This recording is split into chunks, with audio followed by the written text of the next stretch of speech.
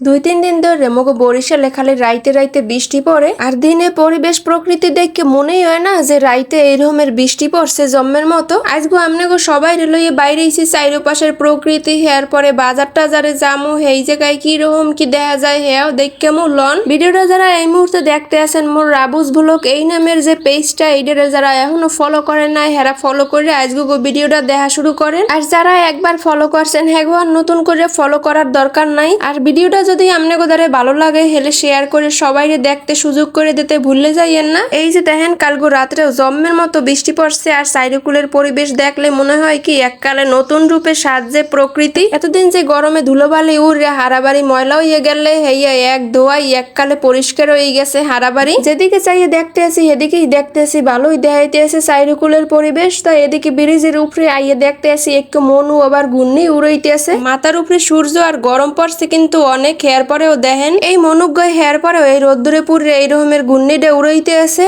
তো শৈশব জীবনটা কিন্তু এই রকমেরই। এই মনুগ্গর ঘূর্ণি উড়ান্য দেখে আমনেকো কার কার শৈশব কালের এই রকমের ঘূর্ণি উড়ান্যের কথা মনে পড়ে গেলে মোরাও এই রকমের ছোট্ট থাকতে উড়াইতাম। তা বেশিক্ষণ উড়াইতে পারতাম না আর উড়াইতে দিতেও না, হেতে হাত কাটতে যাইতে হেইয়ের লগে। যাই হোক এইসব দেখতে দেখতে মোরা এখন আর একদিকে যাইতে আসি ট্রলারে উঠে এখন ওফার জামু। এই যে নদীটা দেখতে আছেন এই নদীটা যে পার হইতে আসি এই নদীর নাম হইছে সন্ধ্যা নদী। মোরা এখন ওপার যাইতে আসি বানারিপাড়া। মাছ বাজারে আইয়ে দেখতে আসি অনেক ইলিশ মাছ উঠছে। এই যে দেখেন এই হইছে সন্ধ্যা নদীর বড় বড় বোয়াল মাছ। তাই আরো বলে উঠছিলে মোরা আইয়া একই দেখতে আসি। মোর স্বামী এবার আদি উড়াইয়া দেখাইতে আসলে মাছগো কত বড় হে মনে হয় হের গাছাইয়ে ওজন বেশি হয়ে গেছে মাছগুলোর। এই যে মাছগুলো দেখতে আছেন এর সবই হইছে এই সন্ধ্যা নদীর মাছ। এই পাশে আবার দেখতে আসি আরেক কাকু লইয়ে বইছে ইলিশ মাছ। বরিশালের নদীর ইলিশ মাছের কথা কি আর কমু, এ যারা খাইছেন হেরা তো জানেন এই এর স্বাদ একবার খাইলে হারা জীবনই মনে থাকবে। মগো বরিশালের ইলিশ চেনার একমাত্র উপায় হইছে এই মাছের ঘাড় মোড়া থাকায় হেয়ের লগে এই